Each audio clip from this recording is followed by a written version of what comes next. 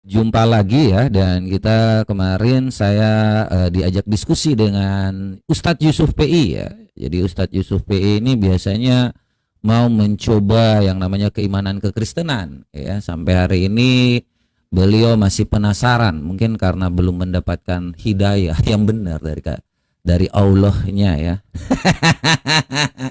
Jadi selalu yang namanya mencari-cari orang Kristen untuk yang namanya diskusi. Dan judul diskusi kita pada malam hari ini adalah tentang pengajaran ya, atau sumber pengajaran. Jadi Alkitab itu kita semua tahu ya, bahwa Alkitab itu dalam Perjanjian Lama itu menceritakan tentang yang namanya sejarah bangsa Israel dan nubuatan dari para nabi tentang kedatangan Mesias atau Yesus Kristus ya. Makanya di dalam Alkitab Perjanjian Lama itu terdapat banyak-banyak nubuatan dan sejarah bangsa Israel, serta kitab-kitab tentang hikmat akal budi.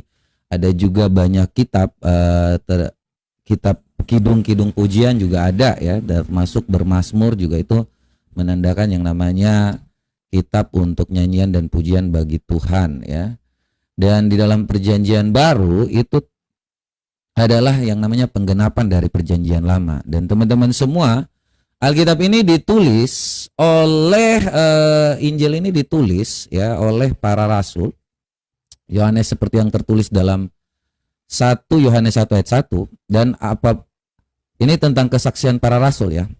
Apa yang telah sejak semula, yang telah kami dengar, yang telah kami lihat dengan mata kami, yang telah kami raba, yang telah kami saksikan, dan yang telah kami raba dengan tangan kami tentang firman yang hidup, itulah yang kami tuliskan kepadamu. Jadi Alkitab ini dituliskan karena mereka melihat, mendengar, jadi mereka langsung menyaksikan atas apa yang disampaikan oleh Tuhan Yesus Kristus dan sesuai dengan pengajaran yang ada yang disampaikan oleh Yesus Kristus.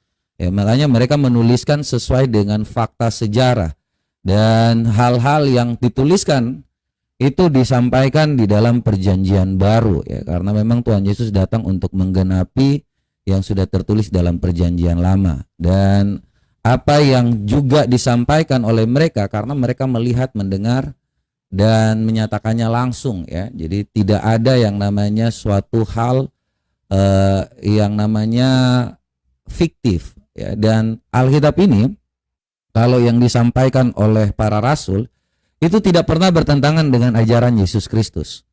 Makanya para rasul itu pasti konsisten dengan Allah yang hidup, Allah yang benar, Allah yang punya prinsip kasih, kudus, dan adil. Itulah Allah yang benar, Allah yang menyatakan kasihnya, Allah yang menyatakan keadilannya, Allah yang menyatakan kekudusannya. Makanya Tuhan Yesus itu dalam penghambaannya sebagai seorang manusia, dia tetap kudus, dan dia tetap adil, dan dia tetap mengasihi kita semua.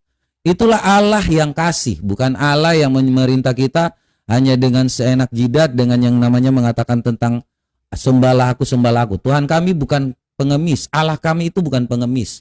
Allah yang nyata itu Allah yang melakukan hal yang memang nyata, perbuatannya ada dan tertulis seperti fakta sejarah. Ya, bukan yang namanya hanya omong-omong. Ya, Tuhan Yesus datang melakukan mujizatnya, melakukan segala sesuatu, merubah air menjadi anggur, membangkitkan yang mati, menyembuhkan yang sakit, ya, meredakan badai. Itulah Tuhan yang benar, Tuhan yang bukan ngemis-ngemis. Dan di dalam ajaran Alkitab semua itu tertulis. Ya, itu yang menandakan bahwa kita punya Tuhan yang hidup, Tuhan dengan yang perbuatan yang nyata. Dia menyatakan kasihnya, mati di kayu salib dan bangkit dan berangkat ke surga untuk yang namanya memerdekakan hidup kita. Ya, jadi apa yang kita sampaikan ya di sini, sekiranya mungkin nanti ada pertanyaan dari Yusuf PI terkait dengan apa yang saya sampaikan, mungkin itu nanti kita akan tunggu. Dan thank you buat teman-teman semua yang selalu support. Jangan lupa untuk selalu share-share, dan ini karena akun baru ya dan akun asli, jadi belum banyak yang support juga, makanya butuh share-share ya teman-teman semua. Thank you buat teman-teman semua juga yang udah selalu support. Jangan lupa untuk selalu hadir di sini ya dan mendukung room ini. Demikian yang dapat saya sampaikan ya. Kiranya Tuhan Yesus memberkati kita semua ya, buat teman-teman semua. Thank you.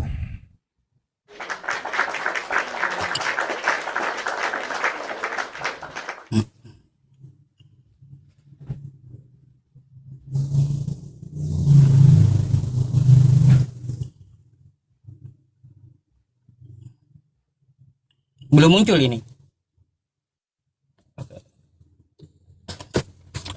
Oke teman-teman semuanya, Assalamualaikum warahmatullahi wabarakatuh ya. Teman-teman perlu tahu ya, memang sudah kenal juga ya sama Robert gitu ya. Malam tadi ya dia naik ke tempat saya mau ajukan diskusi sama dia. Karena ada pertanyaan tentang masalah ajaran. Ya betul, yang kita bahas itu adalah masalah kitab, yang mana di dalam kitab itu ada ajarannya. Nah, standar dari kitab suci itu seperti apa? Ini juga akan kita bahas pada malam hari ini. Yang namanya kitab suci pastinya berisi firman Tuhan 100%, tidak ada ya teman-teman semuanya dari ideologi orang lain masuk ke dalam kitab tersebut. Nggak ada. Jadi kalau untuk jadi pedoman hidup ya, itu nggak boleh berubah-ubah gitu kitab. Dan kitab ini pasti juga ada bahasa sumbernya. Kan kayak gitu. Contoh nih ya, Al-Quran di Indonesia sumbernya bahasa Arab. Terus juga ya Kristen. Nah, Kristen sumbernya dari bahasa Yunani. Jadi untuk membuktikan bahwa ajaran kita itu benar ya teman-teman semuanya, kita harus ambil dari sumbernya. Apakah sudah betul terjemahannya? Nah, itu dulu ya. Itu dulu yang patut kita pertanyakan. Maka dari itu ya teman-teman semuanya, Al-Quran mengatakan qalallahu ta'ala di Quran surah Al-Hijr ayat 9 ya. Di situ Allah katakan inna nahnu nazzalna dzikra wa inna lahu lahafizun. Sesungguhnya kami yang menurunkan Al-Quran dan kami pula yang menjaganya. Terbukti sampai sekarang kitab kita satu harokat saja atau satu titik aja itu berubah, ributnya seluruh dunia. Kan kayak gitu. Nah, itu yang namanya kitab suci ketetapan dari Tuhan. Bukan kitab yang bisa tahun depan keluar lagi, tahun depan keluar lagi, tahun depan keluar lagi. Lalu mau yang mana kan diikuti kayak gitu. Masa terjemahannya salah melulu? Gak ada benar-benarnya, gak ada habis-habisnya dari dulu, kan gitu.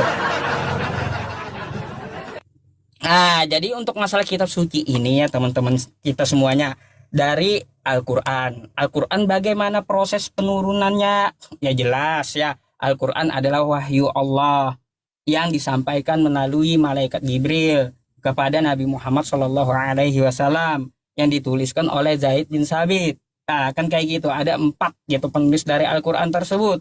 Kita sudah ketahui bersama. Jadi prosesnya seperti itu untuk kitab Al-Quran. Lalu kitab kawan kita ini nanti seperti apa gitu? Sumbernya bagaimana? Nah, ini yang patut kita pertanyakan. Tapi kalau untuk masalah prolog atau opening ini ya teman-teman, saya tidak mengajukan sebuah pertanyaan dulu. Karena apa? Karena dia dulu yang nanya, karena dia yang buka. Jadi itulah kawan-kawan semuanya, mari kita bedah kitab pada malam hari ini. Bagaimana sih ajarannya? Bagaimana sih ya yang terkandung di dalamnya? Itu yang perlu kita pelajari malam hari ini. Ya, jadi teman-teman, gak ada Al-Quran itu gedebuk turun bukunya dari langit. Ada yang berpahaman kayak gitu? Gak ada ya. Dari kawan kita Kristen, mereka mikir munculnya Al-Quran turun dari langit bukunya. Enggak. Itu ya teman-teman, ada sejarah dari Al-Quran. Al-Quran yang asli kan juga tanpa harokatnya. Ilmu harokat, ilmu tajwid kan itu ditemukan setelah Rasulullah SAW. Maka dari itu teman-teman, mari kita kupas gitu ya. Kita kupas. Yang namanya sebuah kitab pasti ada sumbernya. Saya mau mengupas tentang masalah kebenaran ini dari sumber gitu. Kebenaran ini dari sumber, bukan dari bacot doang atau omong-omong doang, kan gitu. Sebenarnya kalau saya mau nanya ya teman-teman semuanya, nanti dulu dah. Saya mau lihat dulu pertanyaan Robert seperti apa. Saya sesi 2 aja nanti nanyanya ya. Oke, mungkin itu dulu cukup ya teman-teman untuk prolognya, dan saksikanlah diskusi ini. Thank you.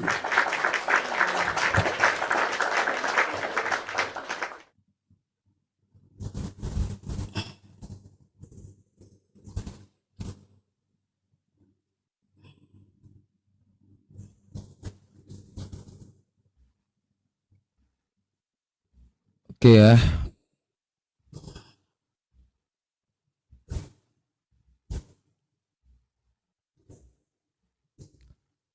Oke ya, tadi kita udah dengar dari Yusuf ya terkait dengan Al-Quran yang sumbernya ideologinya itu harus jelas ya. Surah atau apapun yang dilakukan di dalam Al-Quran itu merupakan sumber-sumbernya harus jelas, dari mana, siapa yang menulis ya, siapa yang melakukan penulisannya juga harus jelas. Dan kalau kita lihat apa yang dikatakan tadi, ada ideologi dan sumbernya ya, tentu dari Allah ya. Tetapi kalau kita melihat Al-Qur'an di sini kan banyak ya yang namanya Quran ini kalau kita lihat ya. Dan Al-Qur'an sendiri tadi sempat disinggung ya bahwa ada yang namanya penerjemahan ya. Penerjemahan Al-Qur'an itu juga berubah-berubah ya. Kalau kita lihat dalam NU Online ini kita baca ya, supaya teman-teman juga harus ngerti tentang terjemahan yang berubah-berubah itu pasti ya ada di dalam Quran juga. Nah, Muklis Hanafi teks Al-Quran tetap terjemahannya bisa berubah. Ya begitu juga dengan kekristenan. Nah, kalau Al-Quran ini dalam pemberian pemahaman kepada masyarakat awam, kementerian ya menerbitkan Al-Quran tahun 2019, saat ini edisi 2019. Nah, jadi kalau teman-teman baca di sini oleh Kementerian Terjemahan Al-Quran itu juga berubah, mengalami penyempurnaan beberapa kali. Jadi kita juga mengetahui bahwa Al-Quran dalam terjemahannya juga selalu berubah ya. Jadi bukan berarti bahwa dia pakai terjemahan lama sampai hari ini ejaan lama. Contohnya ya, terjemahan lama itu seperti kata Jumat. Dulu kan ditulis DJOEMAT gitu kan. Nah sekarang sudah ada perubahan ya. Itulah yang namanya perubahan dalam terjemahan. Tetapi apakah pernah berubah? Ya, kita tidak tahu juga karena hal-hal ini ya ada juga perbedaan antara Quran harf, wars ya, dan itu yang dipahami di Indonesia itu kan Quran versi harf atau wars, saya juga nggak tahu, tetapi wars itu lebih di Maroko ya, karena memang terjemahannya ada perbedaan ya terkait dengan qiraatnya atau apapun itu, seperti yang Ustadz Yusuf tadi sudah bilang bahwa perbedaan-perbedaannya pada harokatnya, dan tidak pernah saya melihat juga ya kalau seandainya manuskrip Al-Quran itu dibuka secara online, tidak pernah. Makanya saya juga agak heran. Dan kalau tentang bacaan Quran itu entah dapatkan dari mana sumbernya bahwa harus dibaca seperti itu. Tetapi saya juga pernah mendengar sih ya apa yang dikatakan Muhammad terkait dengan bacaan-bacaan ya. Jadi kalau mendengarkan segala sesuatu yang namanya tentang Quran atau dinyanyikan itu kayaknya harus ada sihir-sihir indah. Coba kalau kita baca ya, mungkin apakah itu berpengaruh ya dengan sihir-sihir indah ini. Kita baca dalam Musnad Ahmad 2909 ya. Jadi di sini dikatakan Nabi Shallallahu Alaihi Wasallam bersabda, sesungguhnya antara susunan kata yang indah terdapat apa yang disebut sihir. Jadi apakah ini harus yang namanya disebut sihir-sihir, dan sesungguhnya di antara syair yang ada mengandung hukum. Jadi apakah di dalam Quran ini ya karena dia harus punya syair-syair, contohnya qalla gitu kan, itu harus dibaca supaya indah, supaya yang namanya menimbulkan yang namanya sihir-sihir. Ya ini masih kita pertanyakan teman-teman semua. Ya, dan kemudian kalau kita juga baca di dalam Quran, ya karena selain ada sihir juga ada juga sumber-sumbernya itu dari jin. Ya, kalau kita baca ya, dan secara hal yang namanya surah jin di surah 72 ini, kalau teman-teman tahu, ini kan ada surah jin juga. Nah, ini juga merupakan sumber pengetahuan orang Islam. Ya, karena jin itu yang mengatakan bahwa ya di dalam ayat ketiganya surah jin ayat ketiga, kita langsung aja, dan sesungguhnya ya maha tinggi Allah tidak beristri dan tidak beranak. Nah di sini ada pengetahuan tentang yang namanya sumbernya dari bangsa jin. Nah yang lebih eloknya lagi, bangsa jin ini tidak mau menginginkan yang namanya mereka itu yang namanya bersitinja dengan kotoran binatang. Nah, saya ingin tanya sama Pak Ustadz, Ini kotoran binatang nggak boleh dipakai untuk cebok. Ya, tetapi dalam ajaran Islam, kenapa kencing onta itu dalam ajaran Islam ya? Ini kan hadis dan Quran itu bisa untuk diminum, sedangkan bersih tinja itu nggak boleh diminum. Saya ingin tanya itu aja sih. Ini kan tergantung dengan ajaran Islam juga ya dalam kitab Abu Daud. Silakan.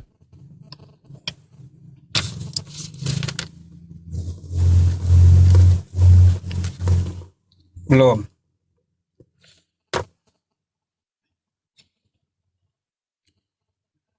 Oke ya teman-teman semuanya, selama 5 menit saya dengarkan ya tahu sih ya arahnya kemana, kan kayak gitu. Saya berkewajiban dulu menjawab untuk masalah Al-Qur'annya ya. Al-Qur'an itu bukan syair. Nah itu terdapat di dalam Quran surah nih ya, wa ma'allamnahu syi'ra wa ma yanbaghilah in huwa illa dzikru wa qur'anum mubin. Dan kami tidak mengajarkan syair kepadanya Muhammad. Dan bersyair itu tidaklah layak. Baginya Al-Quran itu tidak lain hanyalah pelajaran dan kitab yang memberikan penerangan. Oke? Jadi Al-Quran itu bukan tuduhan Anda seperti syair tadi. Terus yang kedua, tentang permasalahan masalah minum kencing unta. Pertama-tama kita harus ketahui ya kawan-kawan. Tidak ada diperintahkan di hadis kita itu minum kencing unta. Nggak ada. Nggak ada sama sekali. Coba kalau kita lihat sejarahnya. Itu kan dari suku Urana. Yang meminta pengobatan tradisional gitu. Jadi kencing unta ini bukan diperintahkan kepada muslim. Tapi diminum diperintahkan kepada orang kafir. Yang meminta kepada Nabi tadi. Biar kau tahu kan gitu. Nah, kalau untuk masalah urusan kencing-kencing, bet, aku mau tanya, bet. Nih ya, dalam 2 Raja-Raja 18 nomor 27, kita baca dulu ya. 2 Raja-Raja ya teman-teman. Bentar.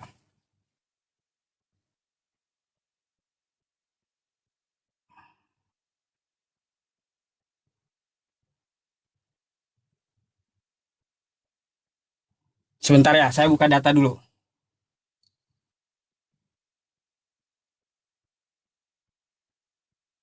Nih. Coba, kalau untuk masalah kencing-kencing ini saya demen, bet. Ya, nih. 2 Raja-Raja 18 nomor 27. Tetapi juru minuman agung itu berkata kepada mereka, adakah tuanku mengutus aku untuk mengucapkan perkataan-perkataan ini hanya kepada tuanmu atau kepadamu saja? Bukankah juga kepada orang yang duduk di atas tembok, yang makan nya tuh ya, dan minum air kencingnya bersama-sama dengan kamu? Kira-kira kawan kita Robert ini udah minum kencingnya sendiri nggak ya? Karena minum kencing sendiri itu ada tertulis di kitab Robert ya kawan-kawan. Ya semoga aja ya dia bisa mengikuti seluruh isi kitabnya, yaitu makan tai sendiri dan kencing sendiri. Kan kayak gitu. Coba tolong dijelaskan ya. Atau Anda bisa tanya balik sama saya ya tentang masalah khasiat kencing unta. Nggak apa-apa. Ini kita pilih-pilih aja nih ya. Kita pilih-pilih aja. Kalau saya suguhkan 2 hal. 1 kencing unta, 1 kencingmu sendiri di jus mu sendiri. Ya. Kau pilih mana? Oke, ya bet ya, kau pilih mana? Mau minum kencingmu sendiri kah? Atau kencing unta? Saya mau tahu deh, apa ya tanggapan Robert tentang masalah yang tertulis di kitabnya. Saya nggak bicara perikopnya, kan kayak gitu. Yang namanya masuk kitab berarti ini adalah sebuah pelajaran. Ya, pelajaran atau intisari yang diambil dari kitab tersebut. Jadi di sini bisa juga untuk diamalkan.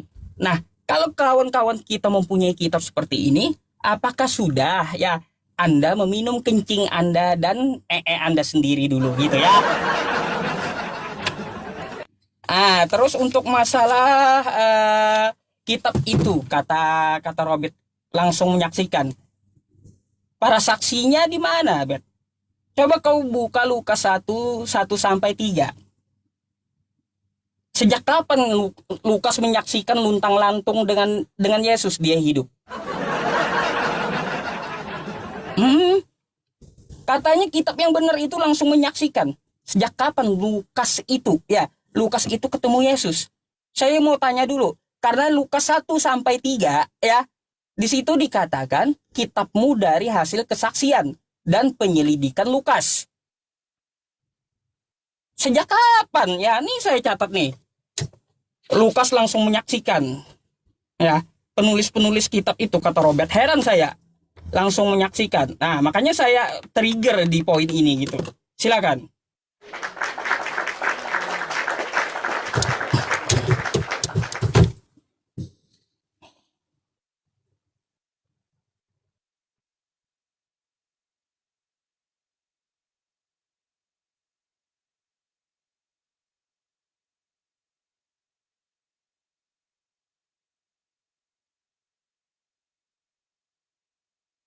Oke, sorry.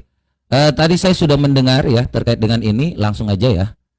Jadi, tetapi juru minuman agung berkata, Tuanku mengutus aku mengucapkan perkataan-perkataan ini, Tuhan, kepada duduklah ya sambil minum. Jadi ini kalau teman-teman mengerti tentang apa yang disampaikan ini, di situ adalah tentang pengepungan yang terjadi kepada bangsa Israel. Jadi kotoran-kotoran itu adalah mereka akan bagaimana nanti kelaparan. Ya, jadi bukan berarti bahwa hal-hal seperti ini terjadi kepada kita, dan ini bukan perintah, teman-teman. Ya, ini sama seperti Yehezkiel 4:12. Di sini pengepungan kota, lambang pengepungan kota. Jadi yang disampaikan ini supaya bangsa Israel itu taat kepada kepada Allah. Nah, termasuk juga ini. Jadi bukan berarti bahwa kita disuruh untuk hal seperti itu. Yerusalem dikepung oleh Sanherib. Jadi tidak ada di situ yang namanya menyuruh untuk kita sebagai orang Kristen yang namanya melakukan hal itu, tetapi mereka akan mendapatkan kelaparan. Jadi contohnya seperti yang dikatakan di dalam 12 ini, makanlah roti jelal yang bundar dan engkau harus membakarnya di atas kotoran manusia yang sudah kering di hadapan mereka. Ya, di sini ya yang dikatakan di sini, aduh Tuhan, ya ini kejawab Yehezkiel. Tuhan Allah, sesungguhnya aku tak pernah dinajiskan dari masa mudaku sampai sekarang, tak pernah ku makan bangkai dan binatang buas, lagi pula tak pernah masuk ke mulutku. Lalu firman-Nya, lihatlah kalau begitu, aku mengizinkan engkau memakan kotoran lembu dan gantilah kotoran manusia dan bakarlah rotimu itu sendiri. Artinya mereka dalam pengepungan itu, mereka akan tersiksa parah. Jadi ini bukan tentang ajaran nanti seperti apa, tetapi tentang kejadian itu. Tuhan mau supaya mereka taat kepada Tuhan. Bukan yang namanya untuk makan nanti seperti sampai hari ini. Dan terkait dengan yang namanya Lukas, ingat ya, tadi saya sudah bilang, karena itu ya, yang namanya diselidiki, tentu mereka bertanya melalui penyelidikan, bertanya apa yang tadi disampaikan dalam 1 Yohanes 1, ya, jelas di situ, ya, yang telah kami saksikan. Dan siapa yang disaksikan di situ? Ya tentu adalah hal-hal yang disampaikan kepada yang diselidiki. Jadi mereka menuliskan, jadi satu saksi itu bukanlah saksi ya. Saksi itu kalau di dalam Kristen, perempuan pun dianggap sebagai satu saksi. Ya bukan sebagai otaknya setengah. Ya makanya Lukas bertanya kepada Maria, tentu itu juga dijadikan saksi. Ya. Nah, kalau hal-hal yang dikatakan di dalam Islam bahwa perempuan otaknya setengah, nah itu tidak dipakai. Kalau perempuan itu tidak dapat dilakukan suatu hal yang namanya kesaksian. Nah, terkait dengan apa yang disampaikan oleh si Yusuf tadi, kalau kita baca ya, bahwa tidak pernah diajarkan untuk minum kencing onta. Tetapi Muhammad di sini kau tidak percaya dengan apa yang dikatakan oleh Muhammad apa bagaimana ya? Nih kita baca 2545 ya. Jadi Muhammad di sini ya yang mengatakan bahwa air kencing onta itu adalah obat. Nih ya baca ya, Rasulullah Shallallahu Alaihi Wasallam ya bersabda, sesungguhnya dalam kencing onta dan susunya mengandung obat bagi penyakit di dalam perut mereka. Nah, kalau yang dikatakan di sini bahwa Muhammad tidak boleh yang namanya ya, mereka itu cebok pakai yang namanya kotoran hewan. Tetapi kalau yang namanya minum kencing, ini sama seperti jin juga. Telah datang utusan dari bangsa jin, Rasulullah Shallallahu Alaihi Wasallam seraya berkata, wahai Muhammad, laranglah umatmu bersitinja dengan tulang kotoran binatang atau arang, karena sesungguhnya Allah menjadikan rejeki bagi kami, ya, pada hal tersebut. Tetapi kau nggak boleh cebok pakai yang namanya kotoran hewan, nggak boleh cebok pakai kotoran binatang. Nah, tetapi kalau minum makan boleh. Ini ya. Jadi kalau Muhammad menyarankan untuk yang namanya minum kencing onta, memang tidak diperintah, tetapi Muhammad di situ mengatakan sesungguhnya kencing onta itu mengandung obat.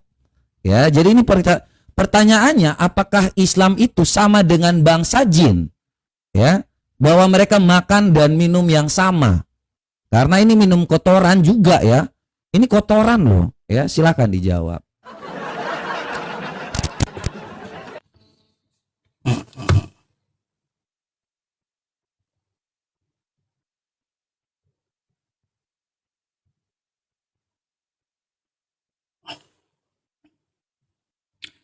Oke, teman-teman semuanya. Ya, kita jawab dulu tentang masalah kencing unta, dan diakui Robert itu bukan perintah ke muslim.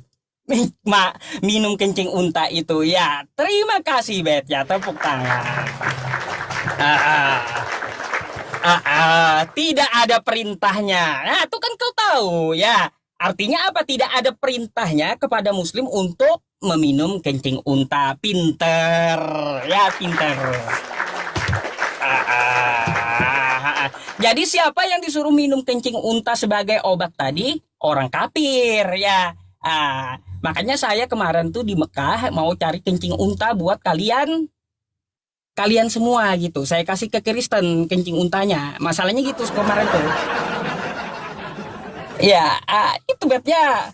Tadi kau kesana kemari menjelaskan masalah sejarahnya, ya, sejarahnya masalah kencing di kencing jus tadi dah, ya, jus tadi.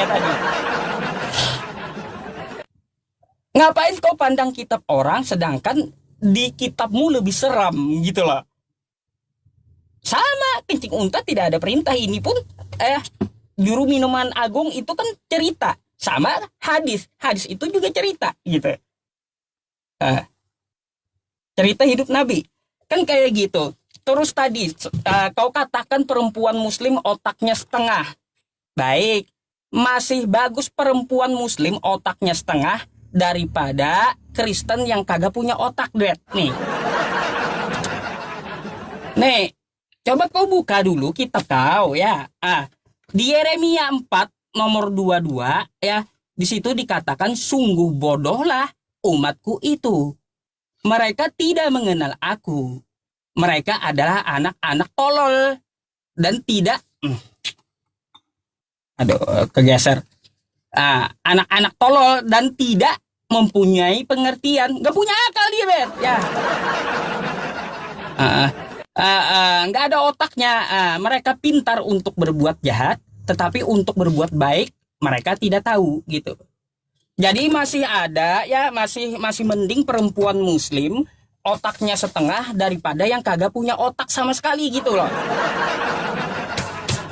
Ya, masih mending itu ya. Gak heran kami ya sama kalian semua bahwa kalian kena teman-teman. Langsung kena saya.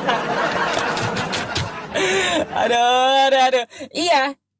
Kayak gitu ya, teman-teman semuanya. Coba kalau kita lihat kitab Robert. Lebih baik perempuan yang otaknya setengah daripada yang kagak punya otak sama sekali gitu. Itu Bet. Ya, aduh teman-teman, saya kena report ini, kena pelanggaran saya. Gak apa-apa, nanti saya akan live ulang lagi dan akan tetap masuk kepada Robert ya, kembali gitu kita live ulangnya, gak apa-apa. Tentang masalah Bible ya, Robert, tentang Lukas tadi. Lukas, berarti Lukas tidak menyaksikan langsung kejadiannya, Bet, ya. Itu tidak menyaksikan langsung Lukasnya. Kata kau, kitab kau itu ya adalah kebenaran yang langsung disaksikan katanya oleh para saksi. Itu ya, itu opening darimu. Di seluruh Alkitab kamu itu langsung menyaksikan gitu. Makanya saya bawa Lukas 1 sampai 3. Lukas tidak menyaksikan langsung, tidak hidup dengan Yesus. Lalu kau bilang narasimu langsung menyaksikan langsung. Langsung menyaksikan. Kapan Yesus luntang-lantung dengan Lukas? Dari 12 murid Yesus itu aja tidak ada Lukas. Gitu. Coba kau pertanggungjawabkan narasimu sendiri dulu gitu. Ya, narasimu sendiri yang salah gitu. Kamu mengatakan langsung menyaksikan ya. Aduh, berarti melihat dengan kepala ya, dengan matanya sendiri kan? Tertulis di kitabmu itu. Coba kasih yang benar gitu pemahaman untuk kami. Bagaimana sih kitab kamu itu? Ya Bet ya. Gitu. Saya mau tahu jawabannya dulu dan ini teman-teman semuanya gini. Saya izin ulang untuk live-nya ya. Bentar. Oke? Oke. Nanti diulang aja dulu.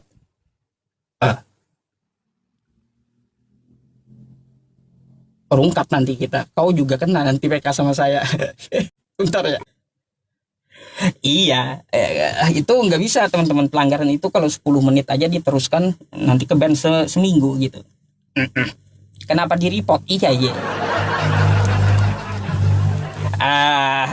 Kalau ngomongnya seram ya teman-teman, saya juga seram gitu ngomongnya. Kalau ngomongnya panas, saya juga panas ngomongnya ya.